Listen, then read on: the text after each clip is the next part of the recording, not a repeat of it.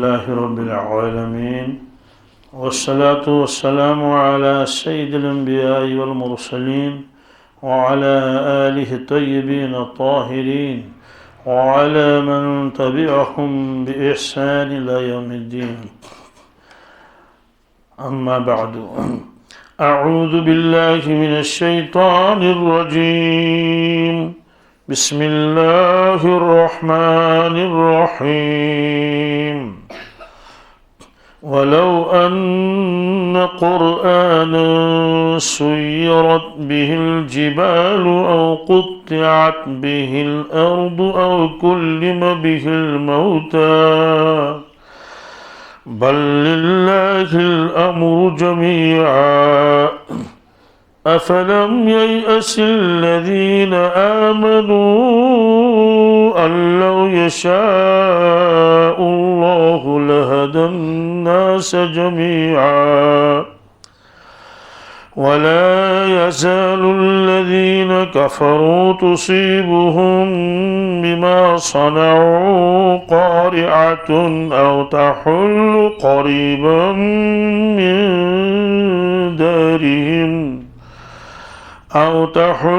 قريبا من دارهم حتى يأتي وعد الله إن الله لا يخلف الميعاد.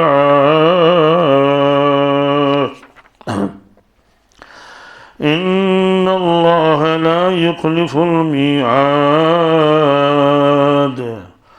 ولقد استهزئ برسل من قبلك فأمليت للذين كفروا ثم أخذتهم فكيف كان عقاب. أفمن هو قائم على كل نفس بما كسبت وجعلوا لله شركاء قل سموهم أم تنبئونه بما لا يعلم في الأرض أم بظاهر من القول بل زين للذين كفروا مكرهم وصدوا عن السبيل ومن يضلل الله فما له من هاد. لهم عذاب في الحياة الدنيا ولعذاب الآخرة أشق وما لهم من الله من واق. مثل الجنة التي وعد المتقون تجري من تحتها الأنهار أكلها دائم وظلها تلك عقبى الذين اتقوا وعقبى الكافرين النار. صدق اللہ العظیم. سورہ رعد کی 31ویں آیت ہے.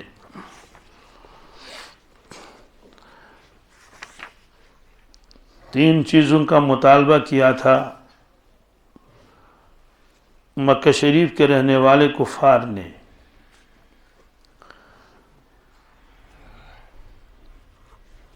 ایک مرتبہ یہ لوگ بیٹھے ہوئے تھے کعبۃ اللہ کے سائے میں، یعنی کعبۃ اللہ کے اوپر دھوپ تھی اور سایہ بھی تھا، اس میں بیٹھے ہوئے تھے یہ بڑے بڑے لوگ، جن میں ابو جہل بھی تھا اور عبداللہ ابن امیہ وغیرہ تھے. تو انہوں نے عبداللہ ابن امیہ کو حضرت رسول اکرم صلی اللہ علیہ وسلم کے پاس بھیجا مشورہ کر کے کہ ان سے یہ چیزیں آپ پوچھ لیں. اس نے آ کر کہا کہ اگر آپ یہ چاہتے ہیں کہ آپ کی قوم آپ کو رسول تسلیم کرے تو آپ جو ہے چند مطالبات پورا کر دیجئے اپنے قرآن پاک کے ذریعے سے، ہم سب اسلام قبول کریں گے. وہ کیا تھے؟ نمبر 1، مکہ شریف کی زمین بہت تنگ ہے کیونکہ ہر طرف سے پہاڑ ہیں، جن میں نہ کاشت نہ ہوتی ہے، نہ باغ لگا سکتے ہیں، اور نہ دوسری ضروریات پوری ہوتی ہے، جیسے کہ پہاڑ ہے وہ بھی خشک پہاڑ، تو آپ ان پہاڑوں کو دور ہٹا دیں. جب پہاڑ ہٹ جائیں گے تو زمین فراخ ہو جائے گی، کشادہ ہو جائے گی. اور آپ خود کہتے ہیں کہ اللہ تعالیٰ نے داؤد علیہ السلام کے لیے پہاڑوں کو مسخر کر دیا تھا، تو وہ بھی اللہ کے ایک نبی تھے اور آپ بھی اللہ کے نبی ہیں، اور آپ آخری نبی اپنے آپ کو فرما رہے ہیں، اس لیے آپ کے لیے کوئی مشکل نہیں.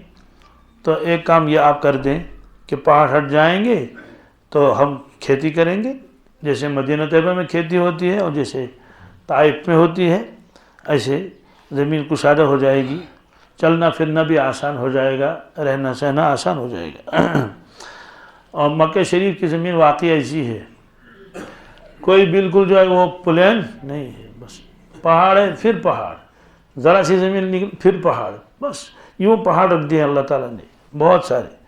تو اس زمانے میں ان کو دشواری بھی ہوتی تھی، ایک محلہ یہاں ہے، بیچ میں پہاڑ ہے، پھر دوسرا محلہ یہاں ہے، تو یہاں سے یہاں جانے کے لیے تو کئی میل چکر لگانے پڑتے تھے.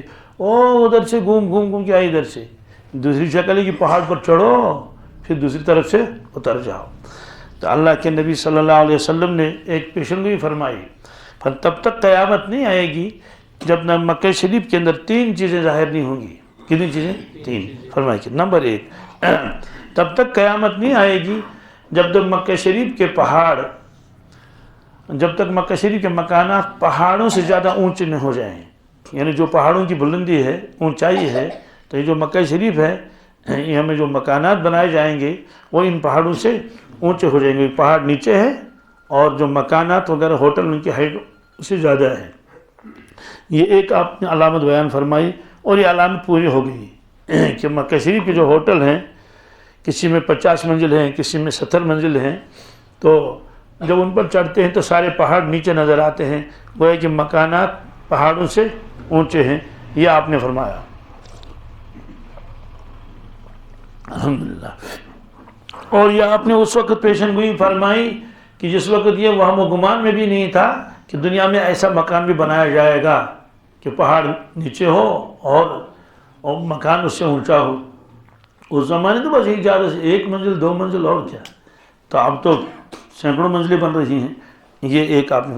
دوسری علامت آپ نے فرمائی کہ تب تک قیامت نہیں آئے گی جب تک مکہ شریف کے پیٹ کے اندر، مکہ کی سرزمین کے پیٹ کے اندر راستے نہیں بنیں گے. یہ بھی ناممکن تھا اس وقت، بلکہ یہ سمجھ بھی نہیں آتا تھا کہ پیٹ کے اندر سے کیسے راستے بن جائیں گے. مطلب تو یہی تھا کہ ایک وقت آئے گا آسانی کے لیے لوگ کہ ادھر سے گھومنا پڑے گا، وہ پہاڑ کے بیچ میں سے ایک ٹنل بنا لیں گے. اس لیے سینکڑوں ٹنلیں آج وہاں ہیں، سینکڑوں، پتہ نہیں چلتا کس ٹنل سے گیا کہاں گیا، ادھر سے گیا ادھر سے نکلا، ادھر سے گیا ادھر سے نکلا. تو سال سے وہ ٹنل بنا رہے ہیں کہ یہ محلہ یہاں ہے، اب ادھر جانا ہے. ٹنل میں سے جائے گا تو 1 منٹ لگے گا، کتنے؟ ایک گاڑی میں 1-1.5 منٹ 2 منٹ لگیں گے. ادھر سے اگر جائے گا، گاڑی میں ہی اگر جائے گا تو گھوم گھام کے جانا پڑے گا. یا یہ ہے کہ ایسے زگ زیگ میں راستے بنا لیں گے، پھر چڑھے پھر ادھر سے اترے، بہت وقت لگے گا. سب جانتے ہیں ٹنل کی وجہ سے راستہ جو ہے وہ بہت آسان ہو جاتا ہے. کتنے ہو گئے؟ 2. تیسری، اچھا یہ بھی ہوا، تو مکانات بھی بن گئے، یہ بھی ہوا، اور ٹنلیں بھی بن گئی. تیسری چیز آپ نے فرمائی تب تک قیامت نہیں آئے گی جب تک مکہ شریف کے اندر جو ہے وہ سبزہ نہیں اگے گا. کیا؟ یعنی یہ سرسبز ہو جائے گا. یہ آپ نے اس وقت فرمایا جب اس کا تصور بھی نہیں تھا. جھاڑیاں تھیں، بس جھاڑ جنکاڑ تھے، کچھ ایسے جنگلی درخت جیسے تھے، کوئی کھیتی نہیں ہے وہاں، کھجور کی درخت بھی نہیں، انگور کی درخت بھی نہیں، کچھ بھی نہیں، وادی غیر ذی زرع ہے. آپ نے یہ فرمایا، اور یہ علامت بھی پوری ہو گئی. کیسے پوری ہو گئی؟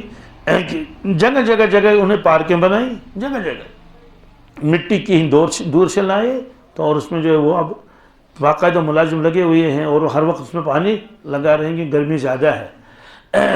ایسے عرفات میں درخت کوئی نہیں تھا، تو جگہ جگہ عرفات میں نے درخت لگائے. سوال ہے کہ جب پہلے درخت نہیں بنتے آج کیسے بنے؟ اس کے لیے محنت کرنی پڑی کہ دور دور سے انہیں مٹی لائی، زرخیز مٹی، اور پھر ڈوزر کے ذریعے سے وہ ان نے گڑھے کھودے تو ان میں وہ زرخیز مٹی ڈال دی، اس میں پودے ڈال دیے. معلوم ہے کہ پودا یہاں ہے لیکن اتنا ایریا اس کے لیے انہوں نے خود بنایا اور اس میں مٹی ڈال دی ہے، اپنی مٹی وہ نہیں ہے. تو اس طرح سے انہوں نے پورے عرفات کو بھر دیا. تو پورا عرفات بھرا ہوا اس وقت درختوں سے، بہت سارے سبز ہے. اس کے بعد یہ انتظام کیا کہ انہوں نے نل فٹ کیے ہیں اس میں. تو ہر درخت کے پاس ایک نل لگا ہوگا، ایک نل. تو وہ ملازم آئے گا اور یوں کھولے گا تو اس کا پیالہ جیسا بنا ہوا ہے تو وہ بھر جائے گا پانی سے. اس طرح سے اس کی ڈیوٹی لگی ہوئی ہے. تو پارکیں بنا لیے انہوں نے اور کیا کیا درخت لگائے بہت سارے. تو مکہ شریف سے مینا جاتے ہیں تو راستے میں درخت بہت آتے ہیں سڑک کے کنارے ادھر اور ادھر. خلاصہ یہ ہے کہ اب جب مکہ شریف میں جاتا ہے آدمی، وہ پرانا مکہ نہیں لگتا ہے کہ جس میں ایک درخت بھی نظر نہیں آتا تھا اور ایک سب میدان بھی نظر نہیں آتا. اب پارکیں بنی ہوئی ہیں اور اس میں سبزہ باقاعدہ ہے. تو یہ 3 علامتیں آپ نے فرمایا. اس کے بعد قیامت آئی. اس کے بعد تو تینوں پوری ہو گئی کہ مکانات بھی اونچے ہو گئے اور راستے بھی بن گئے اور شادابی بھی آ گئی. تو یہ جو مطالبہ کر رہے تھے کفار اس زمانے میں، ایک مطالبہ یہ بھی تھا کہ یہاں زمین کی تنگی ہے، پہاڑ ہے، ایسے آپ ان پہاڑوں کو یہاں سے دور کر لیجیے. دوسری بات وہ یہ کہہ رہے تھے کہ آپ تو یہ کہہ رہے ہیں، فرما رہے ہیں کہ سلیمان علیہ السلام کے لیے اللہ تعالیٰ نے ہوا مسخر کر دی تھی جس کے ذریعے سے وہ زمین کے بڑے بڑے فاصلے نہایت مختصر وقت میں طے فرماتے تھے. آپ ہمارے لیے ایسا کر لیں، آپ ہمارے ایسا کر لیں کہ جیسے وہ ان کا تخت تھا اور وہ تخت پر بیٹھتے تھے اور تخت اڑتا تھا، ایسا کر لیجئے تاکہ ہمارا سفر آسان ہو جائے، کیونکہ ہمیں یہاں سے شام جانا پڑتا ہے، یمن جانا پڑتا ہے، لہٰذا ہمارا سفر آسان ہو جائے گا. یہ 2 سفر کرتے تھے. ان دونوں سفروں کا تذکرہ قرآن پاک میں ہے. لِإِيلَافِ قُرَيْشٍ إِيلَافِهِمْ رِحْلَةَ الشِّتَاءِ وَالصَّيْفِ. اہل عرب 2 سفر کرتے تھے سال میں. ظاہر سی بات ہے کوئی ہوائی جہاز تو تھے نہیں، اونٹوں کا سفر، گھوڑوں کا سفر یہ تھا. تو یہ سردیوں میں جاتے تھے وہاں یمن، گرمیوں میں جاتے تھے شام. بالکل جیسے ہمارے یہاں موسم کچھ اور ہے اور دلی وغیرہ کے موسم کچھ اور ہے. تو اس طرح سے چونکہ یمن گرم علاقہ ہے، شام ٹھنڈا علاقہ ہے، فلسطین شام. تو یہ لوگ جو ہے گرمیوں میں شام جاتے تھے، کیوں؟ وہاں ان کو آسانی ملتی تھی کہ وہاں گرمی کم ہوتی تھی. اور جب سردیاں ہوتی تھیں تو یمن چلے جاتے تھے. تو کہنے کہ آپ ہمارے لیے ایسا کر لیں کہ ایک تخت ہم بنا لیں، ہر ایک اپنا اپنا، تو ہوا کو مسخر کر دیجئے تاکہ وہ ہم کو لے جائے. تیسری چیز وہ کہتے تھے کہ آپ کہتے ہیں عیسیٰ علیہ السلام مردوں کو زندہ کرتے تھے، کیونکہ وہ قرآن شریف تو وہ بھی سنتے تھے نا، تو ان کی زبان تھی اپنی، سمجھتے تھے کہ یہ کیا فرما رہے ہیں جب تلاوت کر رہے ہیں. تو مردوں کو زندہ کرتے تھے. آپ بھی مردوں کو زندہ کر لیں، زیادہ نہ صحیح کم از کم ہمارے دادا جان کو زندہ کر لیجئے، قصی ابن کلاب کو. وہ جب زندہ ہو جائیں گے تو ہم ان سے پوچھیں گے کہ دادا جان یہ محمد صلی اللہ علیہ وسلم فرما رہے ہیں کہ میں اللہ کا نبی ہوں، تو کیا آپ اس کی تصدیق کرتے ہیں؟ وہ بتا دیں گے ہاں ان کا دین سچا ہے، ہم سب مان لیں گے. یہ انہوں نے مطالبات کیے تھے. تو اب مسلمانوں کی دلی خواہش تھی ایسا ہو جائے، ایسا ہو جائے. تو اس پر اللہ تبارک تعالیٰ نے یہ آیتیں نازل فرمائی، وَلَوْ أَنَّ قُرْآنًا سُيِّرَتْ بِهِ الْجِبَالِ. اگر کوئی قرآن ایسا ہوتا اور ہم اس کو نازل کرتے جس کے ذریعے سے پہاڑوں کو چلایا جاتا، پہاڑوں کو یعنی وہ قرآن پاک ہے تو کچھ پھونک مار کے اس پر پہاڑوں پر، اور وہ پہاڑ اپنی جگہ سے سرک جاتے، ہٹ جاتے. او قطعت بِهِ الْأَرْضُ، یا زمین طے ہو جاتی، یا زمین طے ہو جاتی، کوئی ایسا اڑن کھٹولا بنا دیا جاتا اور کچھ قرآن پاک کی آیتیں پڑھ کے تو وہ اڑنے لگتا. تو او کلم بِهِ الْمَوْتَى، یا بات چیت کر دی جاتی اس کے ساتھ، مردوں کے ساتھ اس کے ذریعے سے. یعنی قرآن پاک ایسا آتا کہ اس کی وجہ سے یہ سارے مطالبات پیدا ہو جاتے. تو اگر ہم ایسا کرتے، اللہ تعالیٰ فرمائے کہ یہ تب بھی ایمان نہیں لاتے. کیا؟ تب بھی ایمان نہیں لاتے. اس لیے تو مطالبہ ہی ان کا غلط ہے، ایسا ہم نہیں کریں گے. اگر ایسا ہوتا بالفرض پہاڑ اپنی جگہ سے ہٹ جاتے، پھر یہ لوگ اسلام قبول نہیں کرتے، تو پھر اللہ تعالیٰ کا جو اس کے اصول ہے وہ یہ ہے کہ پھر اس قوم کو مہلت نہیں دی جاتی، اس کو ختم کر دیا جاتا ہے. تو یہ وہی نازل ہوئی رسول اللہ صلی اللہ علیہ وسلم کے اوپر کہ اگر آپ چاہیں تو ہم ایسا کر لیں گے، کر سکتے ہیں، اللہ کے لیے کوئی مشکل کیا مشکل ہے؟ اور لیکن اس کے لیے بات یہی ہے، اگر نہیں مانیں گے تو ہم ان کو مٹا دیں گے، آپ کو اختیار ہے۔ دوسری چیز ہے کہ ان کے مطالبات پورا نہ کریں، یہ ہٹ درم ہے، اور ہم ان کو مہلت دیں گے، کیا دیں گے؟ مہلت دیں گے، ان کو وقت دیں گے، تو ممکن ہے یہ آہستہ آہستہ پھر اسلام میں قبول کر لیں۔ تو اللہ کے نبی صلی اللہ علیہ وسلم دوسری شک اختیار کر لی کہ ہم ایسا نہیں چاہتے ہیں کہ ایک ساتھ ختم ہو جائیں، اس ان کو موقع دے دیا جائے۔ تو اس وقت مسلمانوں کی یہی خواہش تھی کسی طرح سے یہ پورا ہو جائے ان کا مطالبہ، تاکہ لوگ اسلام میں قبول داخل ہو جائیں اور کام کرنا آسان ہو جائے۔ تو اس وقت اللہ تعالیٰ نے یہ فرمایا، اور آگے یہ فرمایا کہ مسلمانوں کو اب بھی امید ہے ان کے ایمان لانے کی، ابو جہل کے ایمان لانے کی، ابو لہب کے ایمان، حالانکہ اللہ کا معلوم تھا یہ مانتے نہیں ہے۔ پھر فرمایا افلم یئس الذین آمنوا، کیا اب بھی ایمان والوں کو یہ امید ہے کہ یہ لوگ اسلام قبول کریں گے، لیکن یہ ہر درم ہے، یہ قبول نہیں کریں گے۔ کیوں نہیں کریں گے؟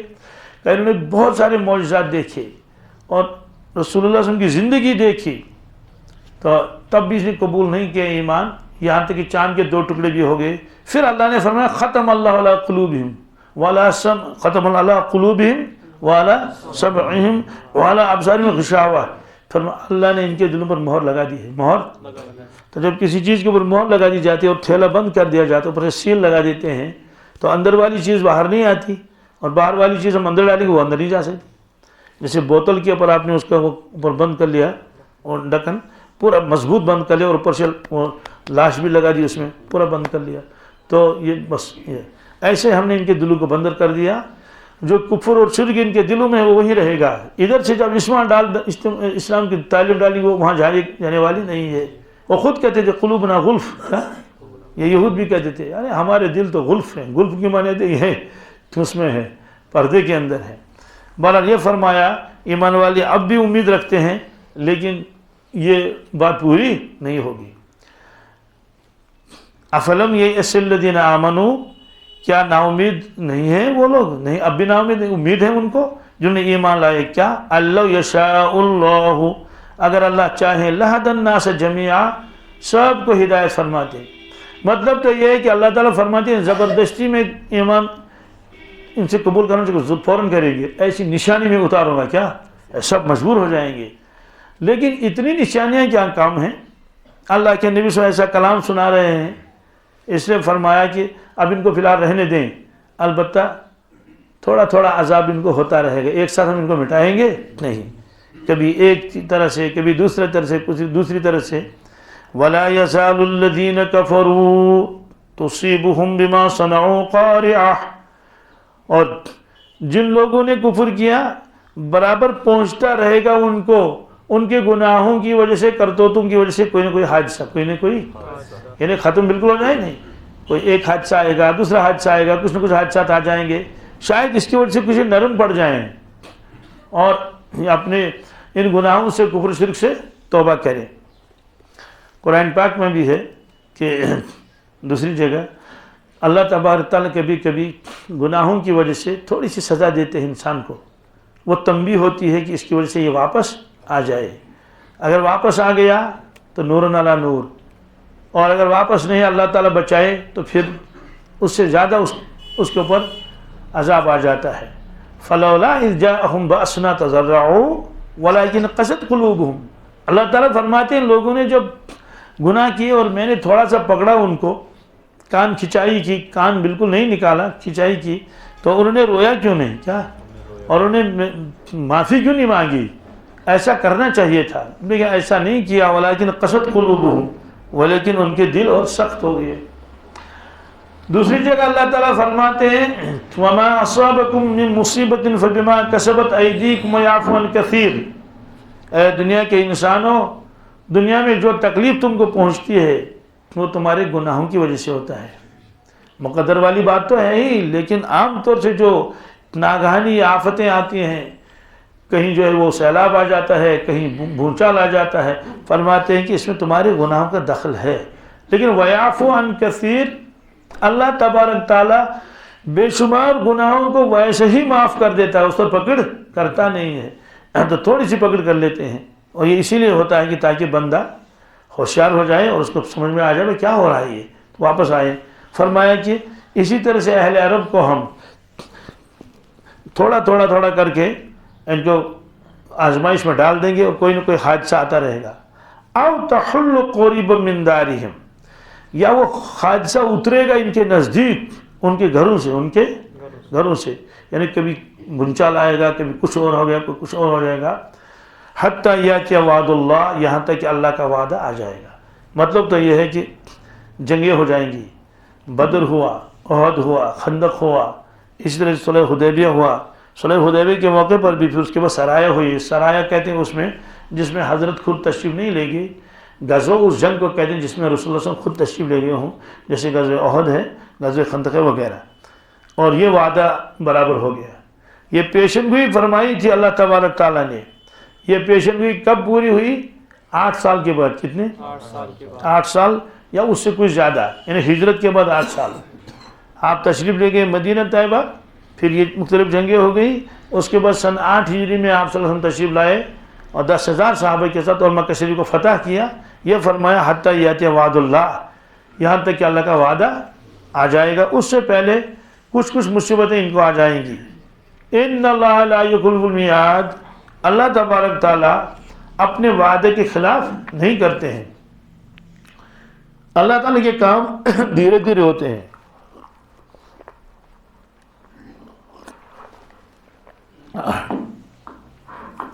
دھیرے دھیرے ہونے کا مطلب یہ ہے کہ آہستہ آہستہ اسباب کے تحت دنیا میں کام چلتے رہتے ہیں۔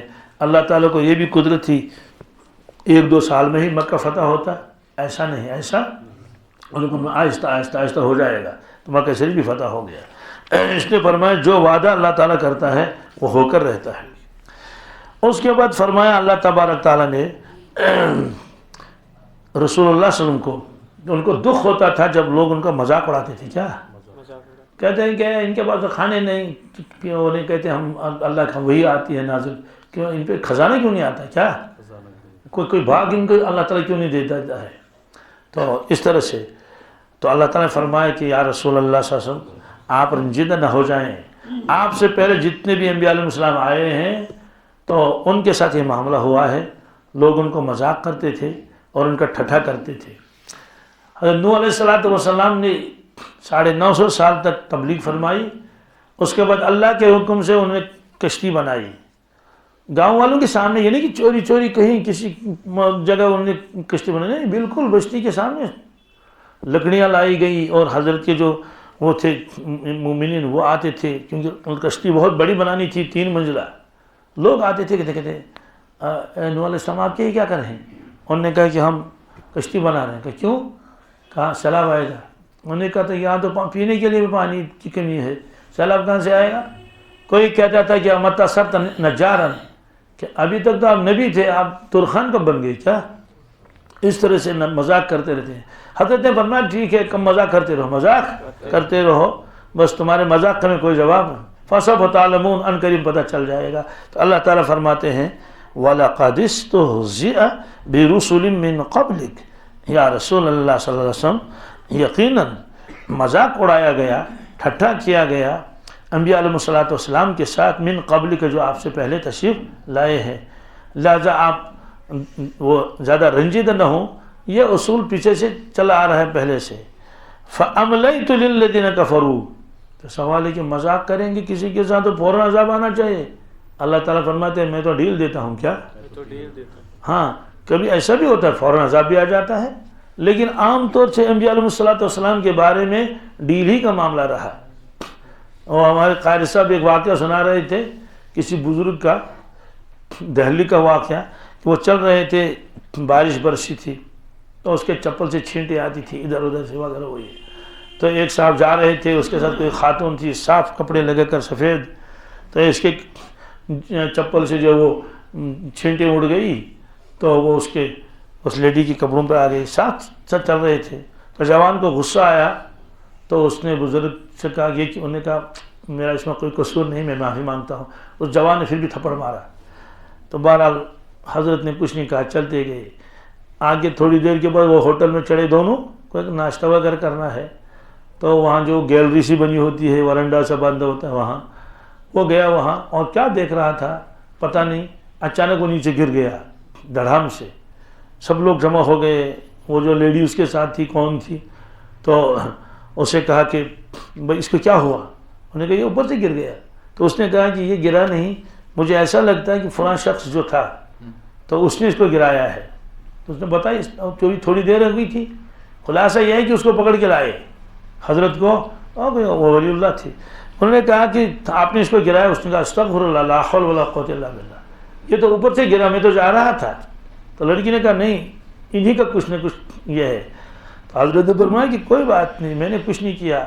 تو لوگوں نے بہت اصرار کیا. انہوں نے کہا اصل وجہ یہ ہے کہ چینٹیں اس کے کپڑوں پر آ گئی میری وجہ سے، اور میرا اس میں کوئی قصور بھی نہیں تھا. یہ راستہ ہی ایسا ہے کہ اس کے کپڑوں پر چھینٹیں آ گئی تو اس کے یار کو غصہ آیا، اس کے یار کو، اس نے میرے تھپڑ مارا. جب اس نے تھپڑ مارا تو میرے یار کو غصہ آیا، میرے یار کو، اس نے اس کی جان لے لی. کبھی ایسا بھی ہوتا ہے. لیکن انبیاء علیہ السلام کے ساتھ ایسا نہیں ہوا کہ ان کو معلوم تھا یہ تو نبی ہیں. بات سمجھ آ گئی؟ تو قوم کو ختم کر دیں گے تو پھر واز کس کو پڑھیں گے؟ اس لیے وہاں بہت ڈیل دے دی گئی. ایسے ہی کسی شخص نے گستاخی کی تھی حضرت امام ابو حنیفہ رحمۃ اللہ کی شان میں. کوئی عورت تھی، تو حضرت نے شاگرد سے فرمایا جا کے اس کو تھپڑ مارو. کیا کرو؟ تو انہوں نے کہا حضرت تو سب کو معاف کرتے ہیں، اس کو بھی معاف کر دیں. تو اس نے تاخیر کی تھپڑ مارنے میں. اتنے میں دیکھا وہ دھڑام سے گر گئی کیا، اور ایک دم جان نکل گئی. حضرت نے فرمایا کہ میں نے دیکھا جلال خداوندی جو ہے وہ اللہ کو جلال آ گیا تھا. میں نے سوچا میں بدلہ لے لوں کیا، تو اللہ کو بدلہ لینے دوں، تو وہ تو اسی کے لیے خیر تھا نا اس میں، لیکن تم نے تاخیر کر دی. پر خلاصہ یہ ہے کہ انبیاء علیہ السلام کے ساتھ اللہ کا الگ معاملہ ہے کہ لوگ ان کو پتھر بھی مارتے ہیں، لوگ ان کو ستاتے بھی ہیں، لیکن اللہ تعالیٰ فوراً قوم کے اوپر عذاب نازل نہیں کرتے ہیں. پر فَأَمْلَيْتُ، کیا میں مہلت دیتا ہوں لِلَّذِينَ كَفَرُوا، کفار کو. لیکن جب وہ ہو جاتا ہے ان کا لبریز ہو جاتا ہے ان کا پیمانہ، ثُمَّ أَخَذْتُهُمْ، کیا بہت زمانے کے بعد میں نے ان کو پکڑا، میں نے ان کو فَكَيْفَ كَانَ عِقَابِ، غور کرو میری سزا کیسی تھی. کیا اللہ اکبر، استغفر اللہ، یعنی اس سزا سے ان کو کوئی بچانے والا نہیں تھا. یہ اللہ تعالیٰ نے فرمایا. خلاصہ یہ ہے کہ آپ صبر کریں یا رسول اللہ صلی اللہ علیہ وسلم. تو ان کے ساتھ بھی ایسا ہی معاملہ ہوگا. جس کے مقدر میں اسلام ہے، جو اسلام قبول کر لے گا نور علی نور، جو نہیں کرے گا تو اس کے ساتھ ایسا ہی معاملہ ہوگا. لیکن پہلے ڈیل دی. تو ابو جہل کو اتنے سال ڈیل دی، تقریباً 15 برس. کتنے؟ 15 سال تک اس کے اوپر کوئی عذاب نہیں آیا. وہ شروع سے مخالف رہا ہے رسول اللہ صلی اللہ علیہ وسلم کے. آپ نے فرمایا یہ میری امت کا فرعون ہے، میری امت کا. تو اس کے بعد کب بدر میں وہ مارا گیا، کون؟ ابو جہل. تو یہ اللہ تعالیٰ نے فرمایا کہ میں نے ان کو مہلت دے دی، لیکن پھر دیکھو میرا عذاب کیسا تھا. افمن هو قائم علی کل نفس. اب یہاں سے اللہ تعالیٰ یہ فرماتے ہیں کہ بعض لوگوں کے ذہن میں یہ ہے، وہ تو ظاہر مسلمان کے ذہن میں تو نہیں ہو سکتا، وہ سمجھتے تھے کہ شاید اللہ تبارک تعالیٰ کو پوری زمین کا علم نہیں ہے. اللہ نے فرمایا اچھا مجھے علم نہیں ہے، الا یعلم من خلق، جس نے پیدا کیا وہ نہیں جانتا. افمن هو قائم علی کل نفس. اللہ تعالیٰ فرماتے ہیں کہ وہ ذات جو نگہبانی کر رہا ہے ہر شخص کی، کیا بما کسبت، جو وہ کام کر رہا ہے، جو وہ گناہ کر رہا ہے، گناہ کر رہا ہے نیکی کر رہا ہے. کہتے ہیں میں نگران ہوں، میں خود دیکھ رہا ہوں اس کا، سمیع و بصیر ہوں. کہتے ہیں کہ لیکن لوگوں نے میری قدر نہیں کی، وما قدر اللہ کا قدر ہی، اور بنایا میرے ساتھ شرکا کو بنایا کہ یہ اللہ کا شریک ہے، یہ اللہ کا شریک ہے. یہ کبھی جنات کو شریک بنایا، کبھی دوسرے مخلوق کو شریک بنایا اللہ تعالیٰ کے. وَجَعَلُوا لِلَّهِ شُرَكَاءَ، لوگوں نے اللہ تعالیٰ کے ساتھ دوسری مخلوق کو شریک بنایا. اللہ تعالیٰ فرماتے قُلْ سَمُّوهُمْ، آپ فرما دیجئے ان کا نام تو لے لو. کیا ان میرے شریکوں کا نام لے لو جن کو میں نے خود شریک بنایا ہو. کیونکہ اہل عرب کہتے تھے جب وہ طواف کرتے تھے، لبیک اللہم لبیک لا شریک لک، لا تمہارا کوئی شریک نہیں مگر وہ جس کو تم نے خود شریک بنایا. کیا ہم تو سیدھے کہتے ہیں لا شریک لک، ہوتے کوئی آپ کو شریک نہیں. ہاں البتہ جن کو تم نے اے اللہ خود شریک بنایا بس وہ آپ کے شریک ہیں، وہ آپ کے. وہ اسے مراد لیتے تھے جن کی وہ پوجا کرتے تھے بتوں کی، لات ہے، عزا ہے اور منات ہے وغیرہ یہ سارے۔ اللہ نے فرمایا کہ سموہم، ان کا نام لے لو، ام تنبئونہ بما لا یعلم فی الارض، کیا تم اللہ تبارک تعالیٰ کو وہ چیزیں بتاتے ہو، وہ چیزیں کہ نعوذ باللہ اللہ تعالیٰ کو معلوم ہی نہیں ہے، زمین کی وہ خبریں اللہ تعالیٰ کو سناتے ہو؟ فی الامر بظاہر من القول، یا تم سرسری یوں ہی باتیں بتاتے ہو، اس کے پیچھے کوئی حقیقت نہیں ہے۔ اللہ تعالیٰ فرماتے ہیں بل زین للذین کفروا مکرہم، اصل وجہ یہ ہے کہ جو وہ مخالفت کرتے تھے رسول اللہ صلی اللہ علیہ وسلم کی اور تدبیریں کرتے تھے، وہ تدبیریں ان کے لیے خوشنما بنائی دی گئی، شیطان نے ان کو خوشنما بنا دیا، وہ ان کی وہ تدبیریں، وہ صدوا عن السبیل، وہ روک دیے گئے راہ راست سے۔ شیطان ہمیشہ ان کے ساتھ تھا۔ قرآن پاک میں بھی ہے، ایک مرتبہ مشورہ ہوا رسول اللہ صلی اللہ علیہ وسلم کے بارے میں مکہ شریف میں، ان کے ساتھ کیا معاملہ کیا جائے، تو ایک میٹنگ ہو گئی، اس میں باہر انہیں رکھ دی وہ نگران، کوئی اندر نہ آ جائے تاکہ بات جو ہے وہ راز فاش نہ ہو جائے۔ تو ایک شخص بزرگانہ شکل اختیار کیے ہوئے آیا، اس نے کہا مجھے اندر جانے کی اجازت دے دیجیے۔ انہوں نے کہا اجازت نہیں ہے، یہاں مشورہ ہو رہا ہے۔ تو وہ شخص جو تھا وہ جب اندر داخل ہوا، انہوں نے کہا چلو ٹھیک ہے، اس کو اجازت دے دی۔ اس سے کہا آپ کون ہیں، کہاں سے تشریف لائے؟ اس نے کہا کہ میں نجد سے تشریف لایا ہوں۔ کیا؟ اور شیخ نجد ہوں۔ وہ شیطان تھا، وہ انسان کی شکل میں آیا۔ اسے کہا کیوں آئے؟ کہ تمہارا جو یہ مبارک مشورہ ہے، مبارک اسے کہا، اس میں شرکت کے لیے آیا ہوں۔ اس کو بٹھایا تو قرآن پاک نے فرمایا کہ وَإِذْ يَمْكُرُ بِكَ الَّذِينَ كَفَرُوا لِيُثْبِتُوكَ أَوْ لِيُقْتُلُوكَ أَوْ لِيُخْرِجُوكَ، کہ یہ مشورہ ہوا اس میں۔ یہ فرماتے ہیں اللہ تبارک تعالیٰ اس آیت میں، کفار جو مشورے کرتے تھے اور جو کارروائیاں کرتی تھی وہ ان کو اچھی لگتی تھی، تو اس میں یہی ہوا کہ کیا کیا جائے۔ ہر ایک نے اپنی رائے دے دی۔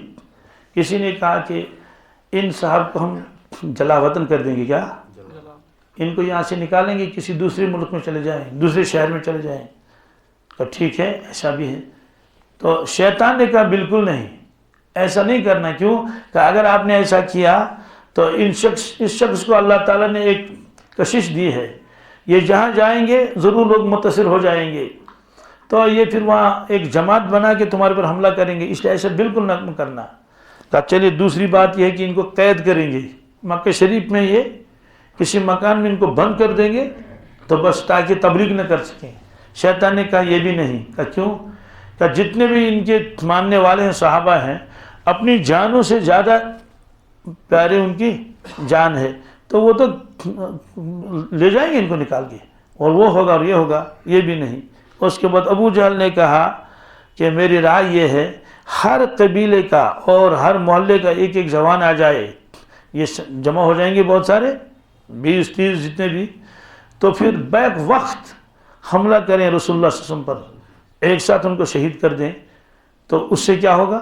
اس سے یہ ہوگا کہ یہ جو بنو ہاشم ہیں، بنو ہاشم اتنے سارے قبائل کا مقابلہ نہیں کر سکیں گے، ایک ساتھ ایک قبیلہ سب کا مقابلہ کیسے کریں؟ تو اس کے بعد یہ ہوگا کہ بھائی چلو ٹھیک ہے، دیت دے دو۔ کیا دے دو؟ یعنی ایک خون بہا دے دو، جس نے مارا اس کو مارا نہیں جائے گا بلکہ خون بہا دیا جائے گا، جیسے اتنے اونٹ۔ ابو جہل نے کہا کہ 100، کس نے کہا 1000 اونٹ جمع کر دیں گے۔ کیا کر دیں گے؟ تو اس پر طے ہو گیا کہ ہاں ایسا ہی کرنا ہے۔ یہ دن میں ہوا، اسی رات کو حملہ کرنا ہے، اسی رات کو۔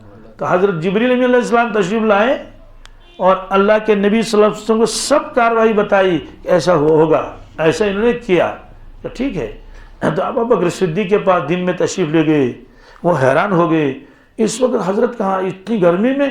آپ نے کہا ابو بکر ایک بات کرنی ہے لیکن یہ خفیہ ہے، کسی کو معلوم نہیں ہونا چاہیے۔ انہوں نے کہا حضرت یہاں تو کوئی ہے ہی نہیں، اپنی بچیاں ہیں۔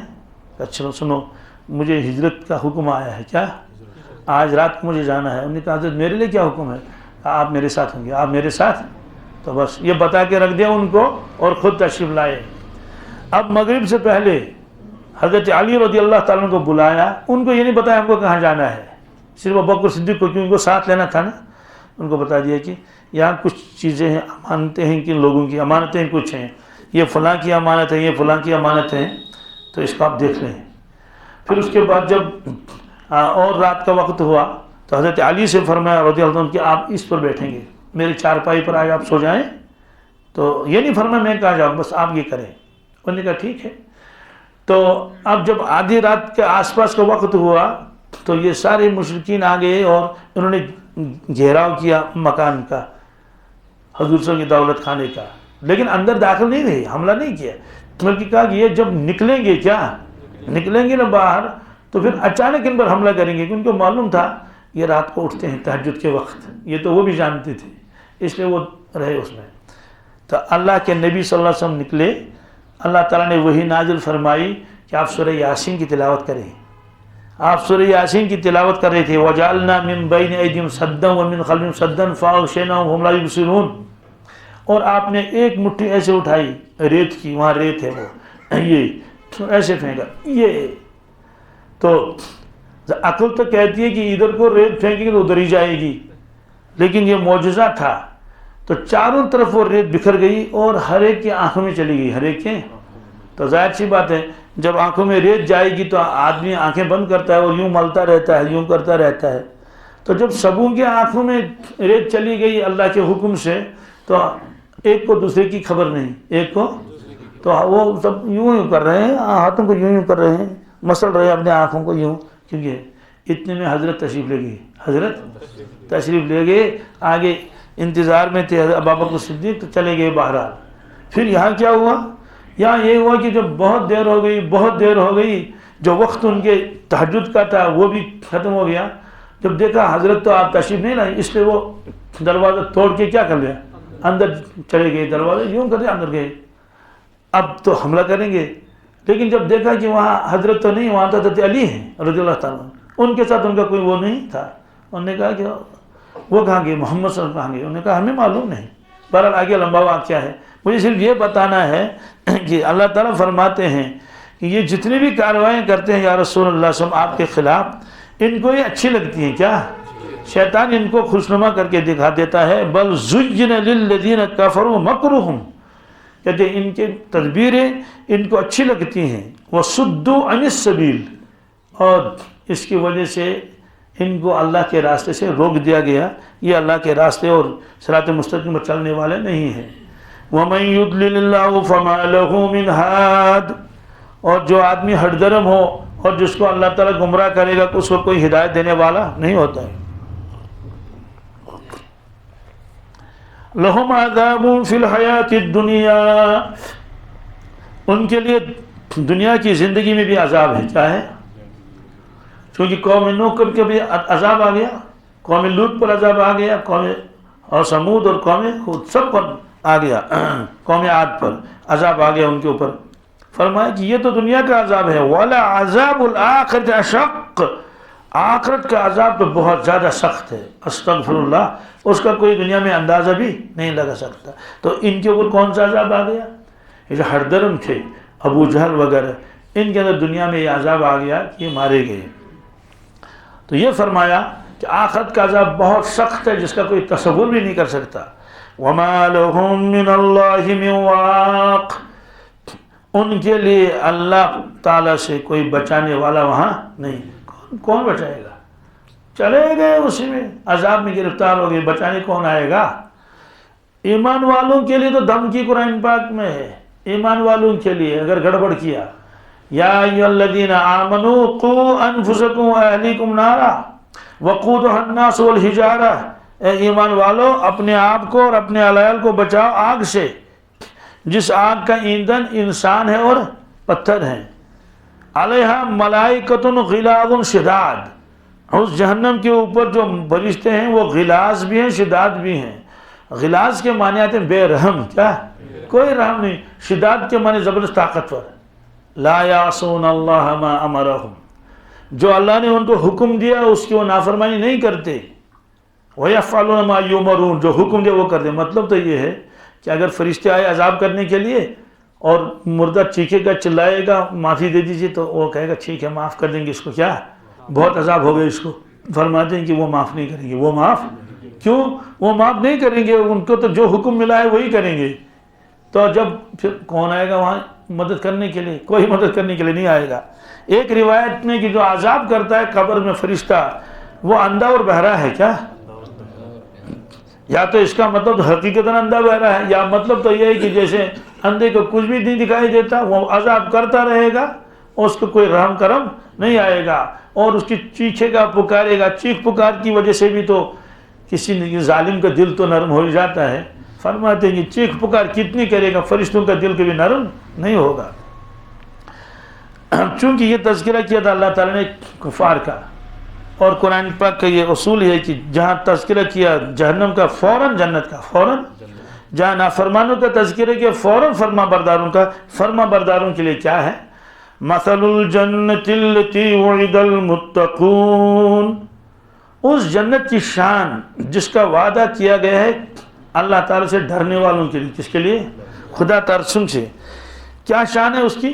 تجری من تحتها الانہار، بہتی ہیں اس کے نیچے ندیاں۔ کیا؟ عام طور سے جب آدمی کہتا ہے کہ وہ مکان بنانا چاہتا ہے تو اگر دریا بھی ہوگا اس کے صحن میں تو بڑا اچھا لگتا ہے۔ کیا؟ صاف و شفاف ایک دریا بہ رہا ہے، ندی بہ رہی ہے، بس اس کے کنارے میں اس نے بنا لیا وہ اپنا مکان۔ جیسے پہلے زمانے کے بادشاہ تھے یہ دریاؤں کے قریب میں مکان بناتے تھے، پھر دریا کا پانی جو لگاتے ہیں کس میں؟ جیسے لال قلعے میں بھی، اب تو پانی بند ہے اس میں، لیکن پہلے سے جو بیچ میں جو آپ نے دیکھا ہوگا وہ ایک بہترین سی ندی بنائی ہے انہوں نے، تو اس میں پانی آتا تھا تو اس کو استعمال بھی کرتے تھے اور وہ بہت خوشنما لگتا تھا۔ اللہ تعالیٰ نے یہ اصول کیا ہے کہ جنت میں بھی نہریں ہوں گی، جنت میں بھی نہریں ہوں گی۔ تو یہ نہریں من تحتہا کا مطلب ہے کہ مکان کے سامنے، مکان کے، دوسرا مطلب ہے کہ مکان کے نیچے، مکان کے نیچے۔ جیسے سلیمان علیہ السلام کے پاس جب بلقیس آئی تھی تو اس سے کہا قیل ادخل سرح، تو یہ سرح ہے، تو اس نے سمجھا یہ پانی ہے، اس نے اپنے کپڑے اوپر اٹھائے۔ کیا؟ تو حضرت نے فرمایا کہ یہ پانی نہیں ہے، کیا؟ انہا صرح ممرد بالقواریر، یہ تو شیشے ہیں، شیشوں کے نیچے پانی تھا۔ اس کا ایک مطلب تو ہے کہ مکانات کے نیچے پانی بہ رہا ہوگا، مکانات کے اوپر وہ شیشے ہوں گے۔ وہاں مدینہ طیبہ میں ہوٹل ہیں، تو ایک ہوٹل ایسا ہے کہ جب اس میں اندر داخل ہو جاتے ہیں تو نیچے سے پانی بہتا ہے، نیچے سے، اور اوپر سے شیشے ہیں۔ وہ شیشہ اتنا مضبوط ہے کہ پانی بھی نظر آ رہا ہے اور لوگ چل رہے ہیں، اتنا مضبوط ہے وہ۔ تو اس طرح سے اللہ تعالیٰ نے بہت خوبصورت بنایا جنت کو کہ نیچے سے پانی جا رہا ہے اور اوپر سے چل رہے ہیں۔ دوسرا مطلب تو یہ ہے کہ باغوں کے اندر جو پانی بھر دیا جاتا تھا، تو ملک شام میں دو طرح سے سینچائی کی جاتی تھی۔ ایک تو یہ ہے کہ ندی سے پانی لائے اور ڈال دیا اس میں اوپر سے ہی، تو اس درخت میں بھر دیا، اس کو بھر دیا، جیسے کھجوروں کے درختوں کو پانی بھرتے ہیں یہ۔ دوسرا طریقہ تھا، اللہ عالم اس کی کیا شکل ہوگی، وہ زمین کے نیچے پانی بھرتے تھے۔ کیا؟ زمین کے نیچے آہستہ آہستہ تھوڑا تھوڑا پانی چلتا رہتا تھا، چلتا رہتا تھا، ہلکا سا ہلکا سا۔ کیا طریقہ اس کا؟ تو اوپر سے پانی بھرنے کی ضرورت ہی نہیں ہے، وہ درخت جو خود اپنی جڑوں سے اس کو جذب کرتے رہتے تھے۔ اوپر سے کوئی ندی نظر نہیں آ رہی ہے، کوئی پانی نہیں ہے، لیکن باغ شاداب ہے۔ تو ایک اس کا مطلب یہ بھی ہے تجری من تحتہا الانہار، اکلھا دائم، اکلھا، اس کے پھل ہمیشہ ہوں گے، اس کے پھل دائمی ہوں گے۔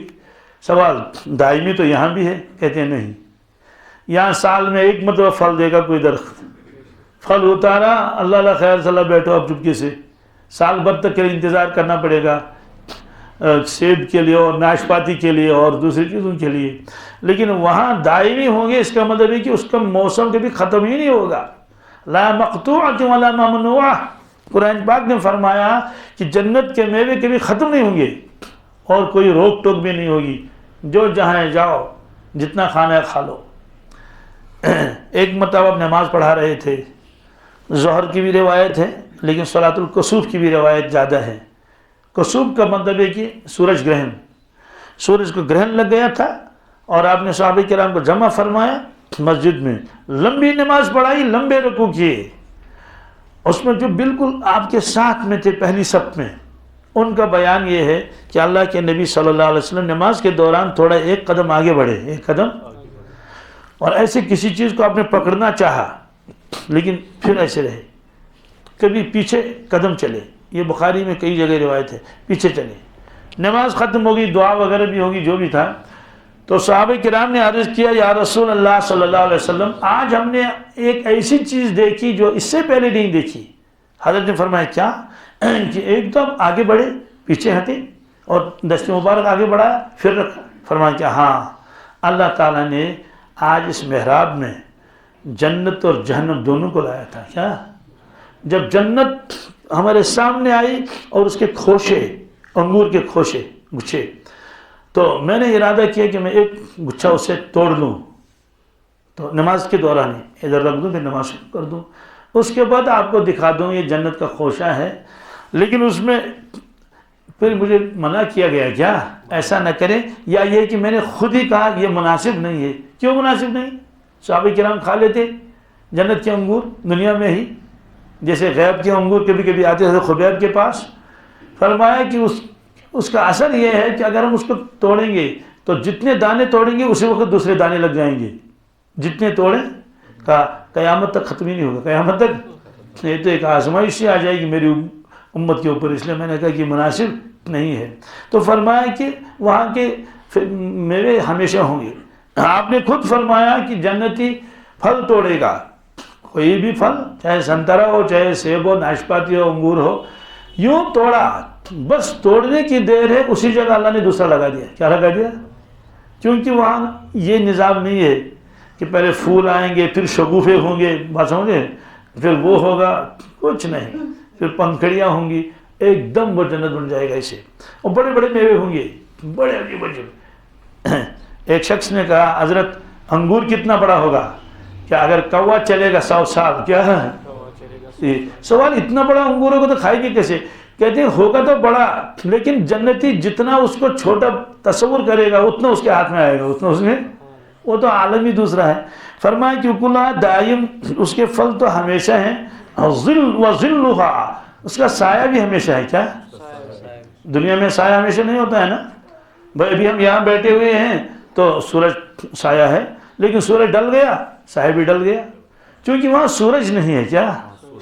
کیا لا یرون فیہا شمسا ولا زمہریرا. عجیب جنت، اللہ اکبر. چند دن ہی تو رہنا ہے دنیا میں، اور یہاں اگر تیاری نہیں کی ہے تو پھر پچھتانا پڑے گا.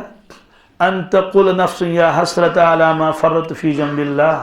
افسوس مجھے اللہ تعالیٰ کے حقوق میں نے بہت کوتاہی کی. اللہ کے حقوق میں نے کہ اللہ کا حق میں نے ادا نہیں کیا، یہ کہے گا مرنے کے بعد. او تقول، یا تو کہے گا کہ لو ان لی کرۃ فاکون من المحسنین، کاش اگر مجھے دوبارہ بھیج دیا جاتا ہے کس میں، دنیا میں مکمل تیاری کر کے لیا تھا، لیکن وہاں سے کسی کو بھیجیں گے نہیں. تو سایہ کتنا ہوگا؟ ختم ہی نہیں ہوگا. اس سے پہلے وہ روایت آئی کہ طوبا، کیا یہ طوبا ایک درخت ہے جنت میں، الحمدللہ. تو اس کے سائے کے نیچے 100 برس تک چلے گا سوار، گھوڑ سوار، رکے گا نہیں، چلے گا. گھوڑ 100 سال ہو جائیں گے لیکن اس کا سایہ تب بھی ختم نہیں ہوگا، اس کا سایہ تب بھی. وہ ایسا طوبا کا درخت ہے کہ اس میں جتنے دنیا میں پھول ہیں اکیلے میں پھول ہوں گے، جتنے میوے ہیں اکیلے میں ایسے میوے ہوں گے. تو وہ دیکھنے سے پتہ چلے گا، ایسے اندازے سے کیا لگائے گا کیسے کیا ہوگا. قرآن پاک نے خود فرمایا، بلکہ اللہ کے نبی صلی اللہ علیہ وسلم نے حدیث میں فرمایا کہ جنت ایسی ہے مالا عین رأت ولا اذن سمعت ولا خطر علی قلب البشر. ایسا منظر ہے آنکھوں نے نہیں دیکھا، اور جنت ایسی ہے کہ کانوں نے سنا بھی نہیں، اور نہ کسی کے دل میں خطرہ اس کا گزرا، یعنی خیال. ایسی جنت ہے. اس لیے اللہ نے فرمایا اکلھا دائم، اس کے پھل ہمیشہ ہیں، دائمی ہیں، وظلھا، اور اس کا سایہ بھی ہمیشہ ہے، اس کا سایہ بھی. سوال پھر کس کا سایہ ہوگا؟ روشنی کیسی ہوگی جب سورج ہی نہیں؟ فرمایا کہ سورج طلوع ہونے سے پہلے، سورج طلوع ہونے سے، ابھی سورج طلوع نہیں ہوا، تو جو ایک روشنی ہوتی ہے بس اس قسم کی روشنی ہوگی، نور کی. کس کی؟ تو سورج کی تو ضرورت ہی نہیں ہے. اسی لیے وہاں سردی بھی نہیں، گرمی بھی نہیں. لا یرون فیہا شمسا ولا زمہریرا. شمس، نہ تو دھوپ محسوس کریں گے پسینے آ رہے ہیں، اور نہ وہ سردی لگے گی، اور کھائیں گے خوب. تو صحابہ کرام نے عرض کیا یا رسول اللہ صلی اللہ علیہ وسلم ہم خوب کھائیں گے؟ کہاں؟ آپ نے فرمایا نہ تو ناک بہے گی، نوش کھین، کیا بات سمجھے، اور نہ تو پیشاب کی ضرورت پڑے گی اور نہ منہ بدبودار ہو جائے گا کہ بھائی اب برش کر لو وہ کر لو. انہوں نے کہا ما بال الطعام، جب اتنا کھائیں گے تو وہ جائے گا کہاں؟ آپ نے فرمایا یشاع، کیا آپ نے فرمایا ایک ڈکار لے گا، ہو گیا بس خوشبودار، یعنی کہ تھوڑا سا پسینہ آ جائے گا. یہی اس کی وجہ یہ ہے جنت کے میوے بنے ہوئے ہیں نور کے. کس کے؟ اور نور میں کثافت نہیں ہوتی. جیسے آپ لوگ انگور کھائیں گے یا انار کھائیں گے تو ایسے ہی کھایا، اس کا فضلہ بنے گا. اگر صرف اس کا جوس پی لیا تو اس کا فضلہ بہت کم ہوگا، نہ ہونے کے برابر، کیونکہ وہ لیکوڈ شکل میں آ جائے گا تو نور کی شکل میں. فرمایا تلک عقبی الذین اتقوا، سبحان اللہ، یہ جنت بدلہ ہے ان لوگوں کا جو دنیا میں اللہ سے ڈرتے تھے، دنیا میں سے جو متقی پرہیزگار تھے، پرہیزگاروں کا یہ بدلہ ہے، کرو عیش. وعقبی الکافرین النار، اور کفار کا بدلہ تو دوزخ ہے، کفار کا بدلہ تو دوزخ ہے.